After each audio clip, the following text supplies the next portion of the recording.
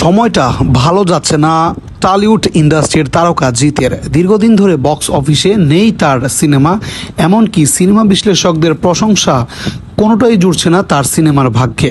সাম্প্রতি মুক্তিপ্রাপ্ত cinema boomerang এর box office collection আসছে খুবই কম। অন্যদিকে ঢালিউড ইন্ডাস্ট্রির এবারের ঈদে তুফান নিয়ে হইচই। বলা হচ্ছে এটি দুই বাংলার সবচেয়ে বড় সিনেমা। এমন অবস্থায় টলিউড ইন্ডাস্ট্রির তারকা জিৎ জানালেন তুফানের জন্য কলকাতার বাজার উন্মুক্ত আছে, যখন ইচ্ছে তখনই আসতে পারে। অর্থাৎ আকারে ইঙ্গিতে যেন বাংলাদেশের মেগা স্টারকে এক প্রকার চ্যালেঞ্জেই জানালেন কলকাতার সুপারস্টার জিৎ। কয়দিন আগে মুক্তি পেয়েছে কলকাতার সুপারস্টার জিতের বুমেরাং। অন্যদিকে ঈদে মুক্তি পেল ঢালিউড সুপারস্টার শাকিব খানের তুফান সিনেমাটি, যার পুরো শুটিং হয়েছে কলকাতায়। সিনেমাটিতে নায়িকা হিসেবে আছেন কলকাতার মিমি চক্রবর্তী, যার ফলে এই সিনেমাকে ঘিরে কলকাতায়ও বেশ আগ্রহ আছে। বুমেরাং সিনেমার প্রচারণার সময় জিতকে প্রশ্ন করা হয়েছিল কলকাতায় তুফান মুক্তির ব্যাপারে। এ প্রসঙ্গে জিৎ বলেন, এখানে সিনেমার বাজার উন্মুক্ত, যে কেউ আসতে পারে। তাছাড়া জিৎ সবসময় সুস্থ প্রতিযোগিতায় বিশ্বাস করে। প্রতিযোগিতা থাকলেই সিনেমাটি কোয়ালিটি বাড়ে।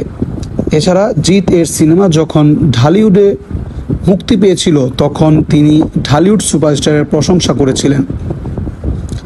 জানিয়েছেন সাকিবের সাথে তার সম্পর্ক রয়েছে। সাকিব খুব আন্তরিক এবং সে সুপারস্টার। এর আগে জিৎ এর বস 2 ও বাদশা সিনেমাগুলোর সাথে সাকিবের নবাব ও শিকারীর সাথে সরাসরি ক্ল্যাশ হয়েছিল। বর্তমানে জিৎ এর সেই দাপট আর নেই। অন্যদিকে গত বছর সাকিব খানের সিনেমা প্রিয়তমা 43 কোটি টাকা আয় করেছিল। ঠিক এক বছর পর মুক্তি পেয়েছে তুফানের মতন হাই ভোল্টেজ সিনেমা। এর পরপরই আসছে আরেক প্যান ইন্ডিয়ান সিনেমা দরদ, যার ফলে সীমানার উপারে সাকিবের চাহিদা বাড়ছে।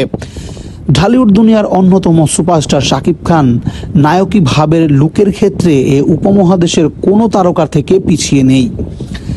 ঢালিউড পাড়ায় অনেকেই মনে করেন শাকিব খান যদি বোম্বের নায়ক হতেন তাহলে তার পরিচিতি আরও কয়েক গুণ বেড়ে যেত। তবে ভারতের নায়ক না হয়েও প্যান ইন্ডিয়ান ইতিমধ্যে কাজ করেছেন দরদ সিনেমার মাধ্যমে। সিনেমার পরিচালক জানান, দরদ সিনেমা বাংলাদেশ ছাড়াও মুম্বাই, তামিলনাড়ু, তেলেগু সহ বেশ কয়েকটি ইউনিট কাজ করেছে। তাদেরকে আগেই বলা হয়েছে এই সিনেমায় যে নায়ক কাজ করবে তিনি 20 বছর যাবৎ বাংলাদেশের নাম্বার 1 সুপারস্টার। পরবর্তীতে শুটিংয়ের সময় শাকিব খানের প্রফেশনালিজম ও কাজে ইতিমধ্যে মুগ্ধ তারা। বিদেশি ইউনিটের লোকজন সাকিবের সাথে সিনেমা করতে আগ্রহী প্রকাশ করেছে, যার ফলে ভবিষ্যতে শাকিব খানকে কোনো বিগ বাজেটের ভারতীয় সিনেমায় দেখাও যেতে পারে।